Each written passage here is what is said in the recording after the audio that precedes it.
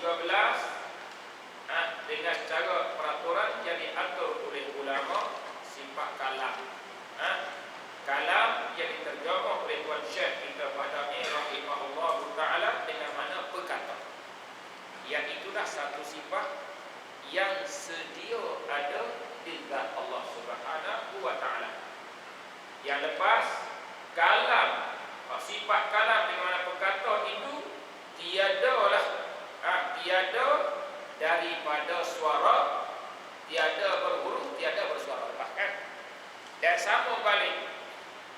Dan kalam tu juga, kalam ismi dengan mana perkataan itu juga, dan tiada terdahulu dan tiada terkemudian. Atah pada kata ibarat tu atah pada kata tiada berhuruf.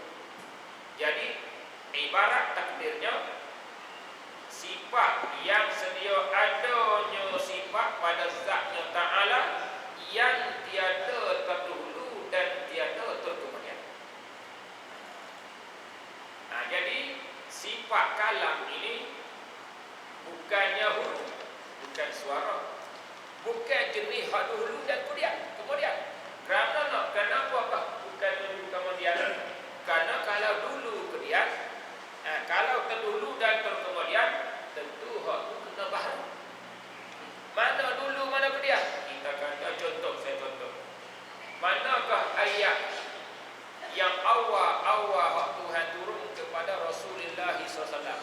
Awal ayat Iqra. Awal ayatnya Iqra sampai 5 ayat, sampai kepada allama insana ma lam ya'lam, 5 ayat. Hak itu permulaan. Hak akhirnya wattaqu yawman turja'una fihi ila Allah thumma tuwaffa kullu nafsin, maka sampai akhir ayat dan seterusnya. Hak itu akhir.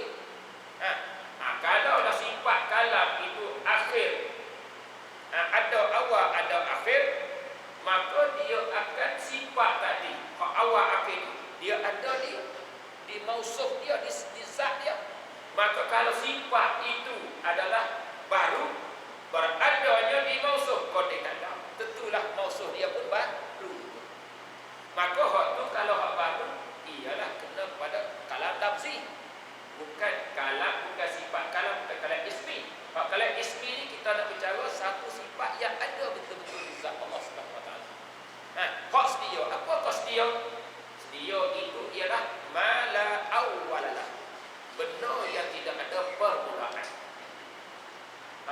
Tidak pula. Kalau di sini, kalau ada dulu, tentu ada permulaan. Bukan kena baru. Ini kata sini ialah tiada terdahulu dan tiada kemudian. Maka di sinilah di antaranya ada jenis huruf, ada jenis suara. Itu hak Mu'tazilah.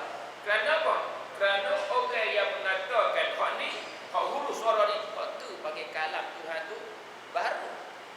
Sebab tu dia kata Quran tu baru.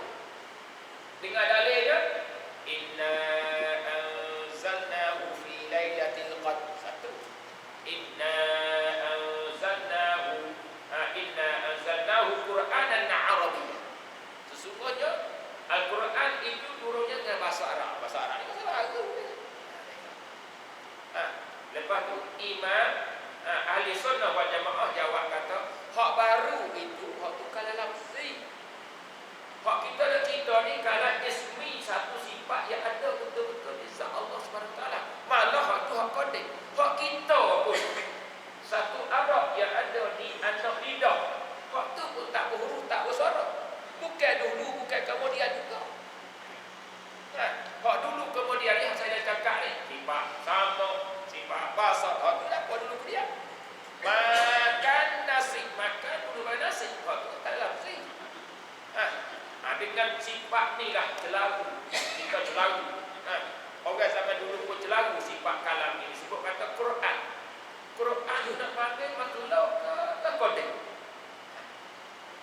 Kalau kita orang tanya, Ustaz, Quran tu nak panggil makhluk ke panggil baharu? Nak panggil baharu ke panggil kodek? Kita tak boleh jawab. Kalau dia jawabnya kalau itulah, tetap kita kena kata kodek. Sebab apa? Sebab lafaz Quran itu diitlaqkan dia dengan maknanya ialah satu sifat yang ada betul-betul di zat Allah Subhanahu wa taala. Kalau Quran dengan makna lafaz yang diturun ke atas Rasulullah sallallahu alaihi wasallam ataupun lafaz yang kita nak baca, betul lah makhluk dalam kalam ni. Dengan inilah Mu'tazilah berpegang kata makhluk Quran ni, sehingga awal-awal orang yang mengatakan Quran makhluk ialah nama Ahmad bin Daud. Ahmad bin Daud pada masa Raja Makmun. Masa Raja Makmun, dia mengadaplah raja. Dia kata Quran ni makhluk dengan dalilnya inna anzalnahu Qur'anan Arabiyyah. Inna anzalna fi lailatul qadr. Turun naik ini adalah baru. Turun naik baru. Akhirnya Raja Makmun pun boleh terima benda tu. Sebenar dia kata ya betul. Maka paksalah ahli-ahli negeri Iraq masa tu suruh mengatakan Quran itu makhluk. Akhirnya ialah terbit kepada dua kumpulan. Hak yang mengikut raja, mengikut Ahmad bin Daud, tak apa, tak kena bunuh, bagi pemberian pangkat tinggi, jadi bos-bos ke semua. Tapi hak lawan ingkar dia tetap kena azab, bunuh. Di antara orang yang ingkar ialah Ahmad bin Hanbal. Ahmad bin Hanbal ingkar. Bila ingkar, akhirnya kenalah pukul. Kena pukul. Bila kena pukul, siapa pukul tu? Bukan Raja Makmun, bawah sikit lagi, Mu'tasim. Anak bagi Raja Makmun, pukul dia. Pukul banyak mana? Pukul 15 pukul. Dia kakak 15 kali. Pukul. Seluar dia nonek jatuh. Seluar dia, nak turun bawah. Keluar Ahmad bin Hanbal. Dia nak turun seluar dia, akhirnya tak ada rapat nak turun. Maka Ahmad itu pun berdoa dengan Allah Subhanahu Wa Taala. Tak sempat habis nak angkat tangan, tengok tangan dia menjadi emas. Tangan Ahmad bin Hanbal jadi emas. Angkat seluar naik. Bila angkat seluar naik, tangan jadi emas. Orang ramai tengok kata, pelat ni betul ni kata dia. Betul. Bila betul, maka pakatlah ahli negeri itu nak bunuh Raja Mu'tasim, nak bunuh. Akhirnya tak boleh bunuh juga. Suruh berhenti pada pukul itu, maka ambillah Ahmad bin Hanbal itu dipenjarakannya selama 28 bulan untuk dalam penjara. Lama. Akhirnya hikayatnya, bila dia pukul 15 tu, tak ada jadi apa. Akhirnya riwayat itu sampainya ada satu orang yang menahan juga kena bunuh. Bila kena bunuh, akhirnya bukan Ahmad orang lain. Bila kena bunuh, ambillah kepala itu doa pekan. Akhirnya dengarlah pada satu malam, dengar dia baca Yasin, dengar baca Alif Lam Mim. Siapa banyak dia baca ya. Maka sedar bahawa Islam itu dah kita ni. Apa tak tu. Akhirnya maka lepaslah Ahmad bin Hanbal, dan bila sampai berita kepada tuan guru dia, tuan guru Ahmad bin Hanbal antaranya adalah Imam Syafi'i rahimahullah taala. Antaranya akhirnya Imam Syafi'i perintah kepada satu anak murid dia supaya pergi ambil baju Ahmad bin Hanbal. Pada kena pukul tu. Akhirnya dia ambillah. Dia ambil, cerita kata tuan guru dia nak, akhirnya berbalik. Berbalik baju tu. Imam Syafi'i ambil baju dia itu, maka setiap kali murid dia mari ada penyakit-penyakit, dia kenal. Baju tu bagi.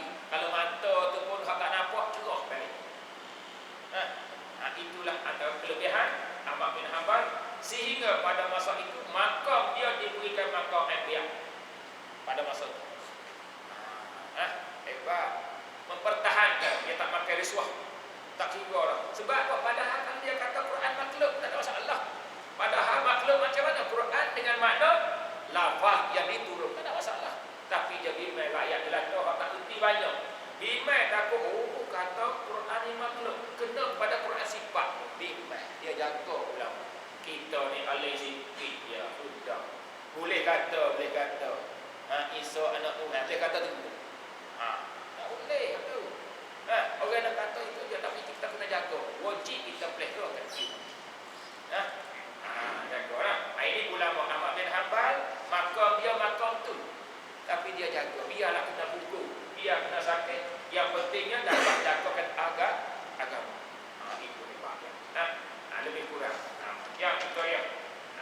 waktu tak baca hebat ni. Itu kan. Ni sama tahu. Baik. Baik, masuk balik. Dan tiada terdahulu dan terkemudian. Apakah maksud dengan kata sifat kalam yang ada di Allah bukan dahulu, bukan kemudian?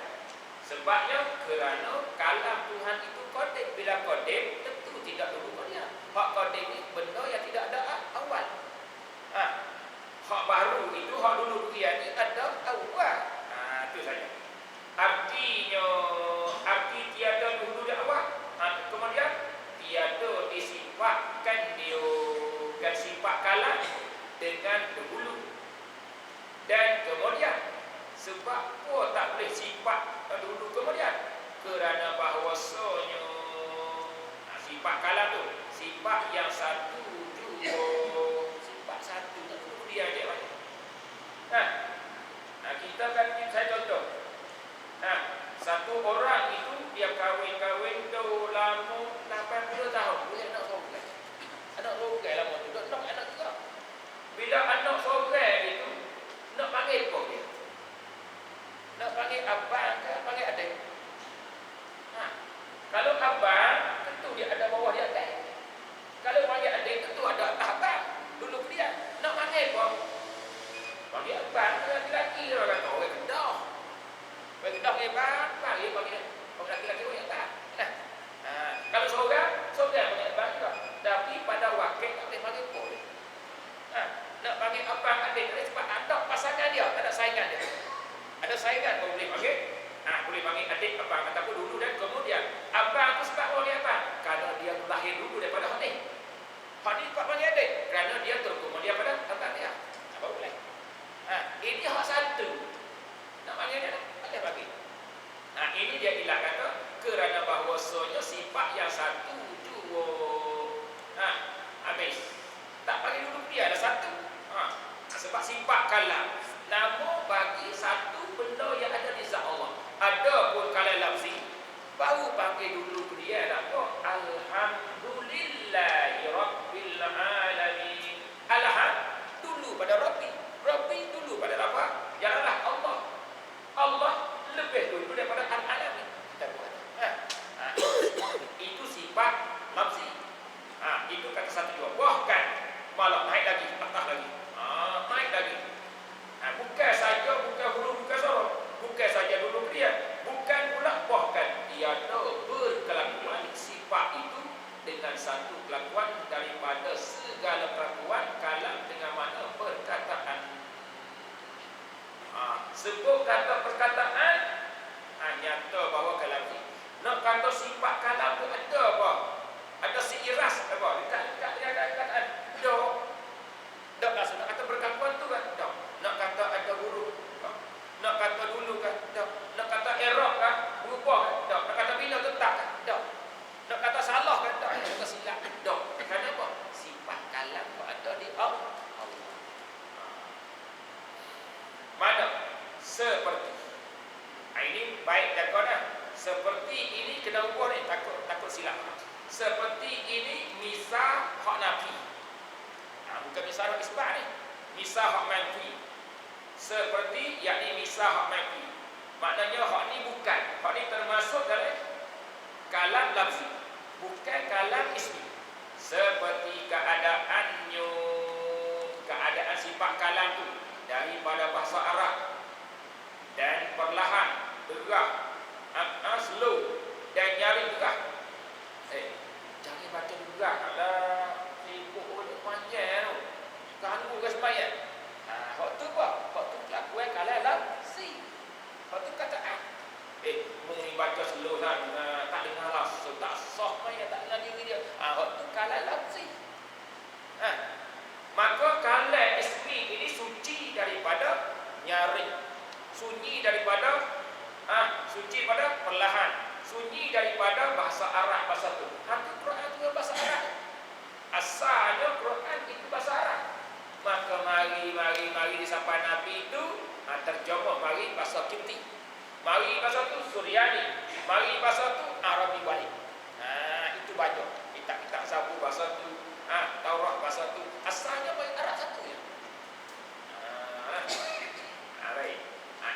kata maksudnya sifat kalam bukanlah daripada huruf, bukan suara, bukan duduk, bukan kemudian, dan bukan satu kelakuan daripada kelakuan kalam lafzi. Mana kelakuan lafzi? Seperti mana bahasa Arab, bahasa Melayu, bahasa Negeri, umpama semua tu pakai kalam lafzi. Waktu tak masuk dalam pembicaraan kita. Pembicaraan kita ni ialah kalam ismi. Namun bagi satu sifat yang ada di zat Allah Subhanahu wa taala. Maka hak ni pun perbincangan besar. Sehingga ialah di antara Asy'ariyah dengan Maturidiyah terkelahi juga walaupun sama. Mana Nabi Musa alaihi salam duk dengar kalangan tu. Kalam fika, kalam ismi. Jawab Asy'ariyah mengatakan ialah Nabi Musa dan Nabi Muhammad alaihi wassalam mendengarkan sifat kalam ini, sifat yang sedia ada di dalam Allah SWT, yang bukan huruf, bukan suara, bukan dulu kemudian. Walaupun macam itu, Allah tambahkan kekuatan kepada pendengar Nabi-Nabi itu sehingga mendengarkan benda itu. Mana seperti mana berlaku pada hadis Tabarani. Daripada Ibnu Abbas radhiyallahu anhu ada satu hadis. Tuhan cerita, wahai Musa, aku tambah kekuatan pada pendengar engkau itu ialah beribu-ribu. Dia kata apa? Asyata ala 10 ribu. Pada 10 juta lah, kita berjuta. Dia tambah sejuta kekuatan di telinga Nabi Musa alaihissalam. Hatta sehingganya sami'ta kalami, sehingga dengarlah cakapan aku. Dengar kalam aku, kalam ismi. Dengar. Lepas tu Nabi kata, apa Tuhan cerita pula? Nabi cerita kita. Tengok Tuhan pula dia kata jadi kekuatan di lidah Musa. Beribu-ribu kekuatan sehingga boleh jawab tentang Allah SWT. Subhanallah. Ini adalah benda hak Asy'ariyah berpegang. Ada umat ini kata dah dengar kita mustahil. Dengar apa sifat kalam? Sebab tak ada huruf tak suara, dengar macam mana? Hak dengar itu kalam lafzi, hak Allah SWT menjadikan huruf suara di udara, cuaca itu di angin sehingga masuk dalam telinga dia. Masuk telinga dia. Maka hak tu dengar, kalau duduk sini mungkin dengar sebelah ni. Tapi hak dengar kalam Allah, hak kata Asy'ariyah tu dengar segala anggotanya, tanpa kaitan, tak tahu dengar macam mana. Seperti mana ahli syurga akan mendengarkan kalam Allah pada baca suratul Rahman, Ar-Rahman, Al-Quran. Tak ada kaitan tu. Tak dengar macam mana. Baik. Lepas tu ilat balik Asy'ariyah mana? Benda hak ada sah lihat, sah dengar. Cukup. Baik. Habis. Tu kata sini ialah daripada dan perlahan dan nyari. Dan iaitu sifat kalam. Rujuk balik. Dan iaitu sifat kalam, sifat yang dengan dia, yang bersepakai dengan dia, dengan sifatlah berkata-kata Allah Ta'ala dan bertuturnya, bertutur Allah Ta'ala. Bila Allah ada sifat kalam, maka tetap dia tidak bisu. Tak bisu. Bila tak bisu, maka dia berkata-kata. Apa berkata-kata? Bila berkata, keluarlah perkataan.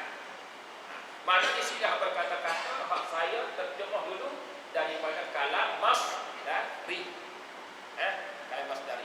Kalau hak kita ialah diri kita dak ulah, kita dak pusing, kita dak golek lidah-lidah kita supaya melekat ataupun supaya keluarkan makhraj-makhraj tadi. Dak golek. Ada mana? Mesti di mana? Hak tadi kata, oh kalau dha di sini, kalau alif di sini, kalau hamzah di sana. Itu rak golek tu perkataan. Waktu kataan panggil kalam lafzi. Hadap ni dia pusing lidah, dak gerak lidah nak jadi huruf tu. Waktu panggil berkata-kata atau bertutur. Baik kalam kalam apa? Kalam masdar. Dalam syair ada kalau ni. Innal kalamu la fi fuadi wa innama ju'ila lisan. Dia ada. Baik. Tapi kalau biarlah dia punya kitab Arab tadi lah. Kita tahu ni. Dan iaitu sifat yang dengan dialah berkata-kata Allah Ta'ala dan bertuturnya. Berkata-kata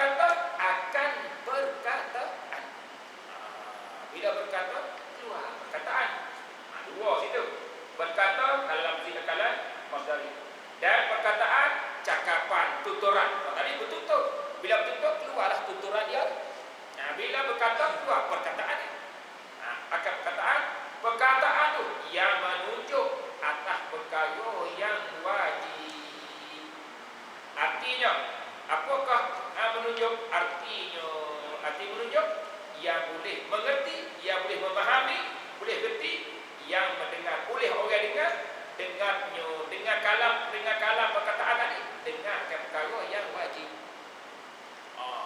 Bila Allah bertutur, keluar perkataan, maka perkataan itulah yang menunjuk atas orang yang mendengar fahamlah dengan perkataan itu.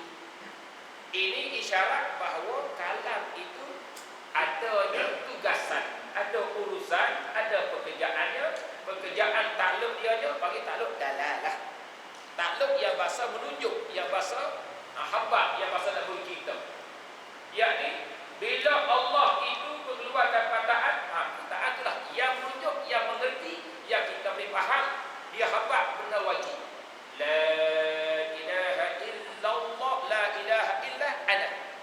Tidak ada Tuhan malaikat aku. Ana dia lah. Alhamdulillah, Allah itu wajib. Tunjuk benda wajib. Bila tunjuk, kita kata, benda tu wajib, benda tu pasti, benda itu pastinya sungguh, tapi itu dok sekali-kali kita dapat. Baik.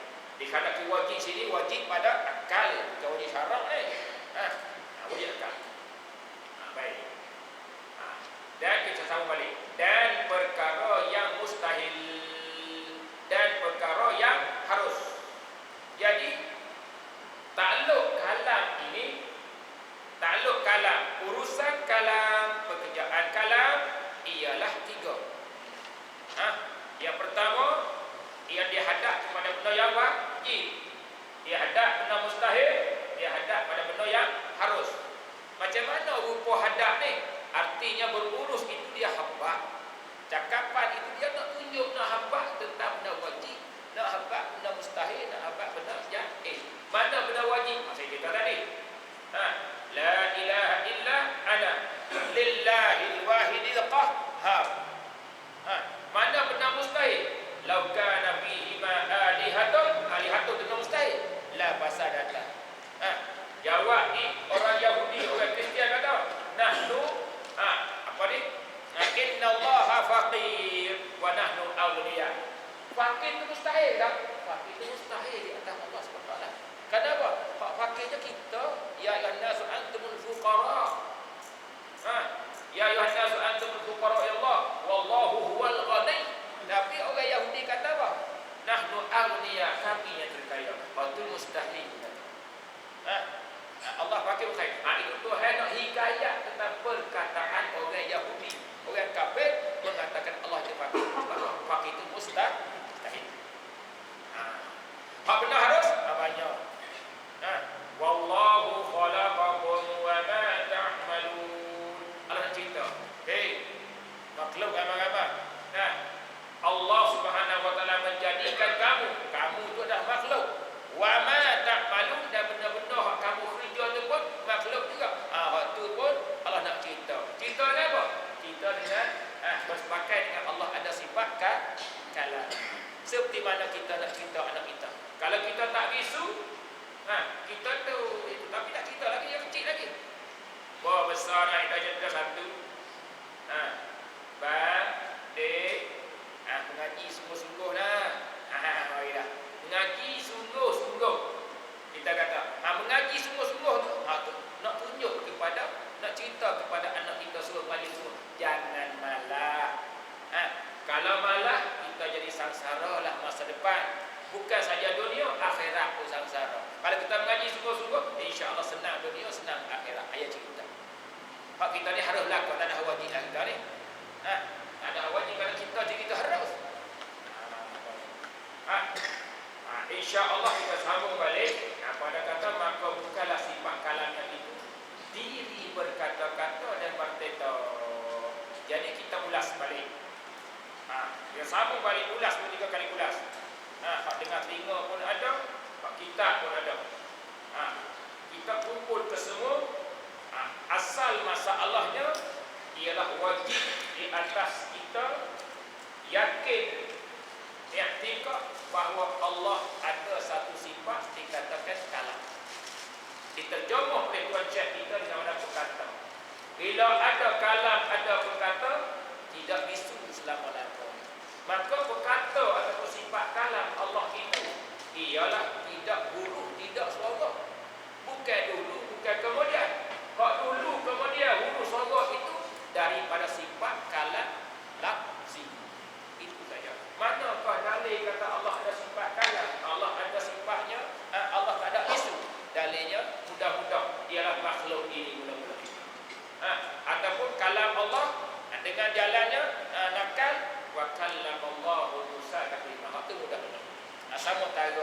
nak menunggu Allah jumpa lagi kadang-kadang insya-Allah dah dalil akli insya-Allah. Wallahu subhanahu wa ta'ala a'lam.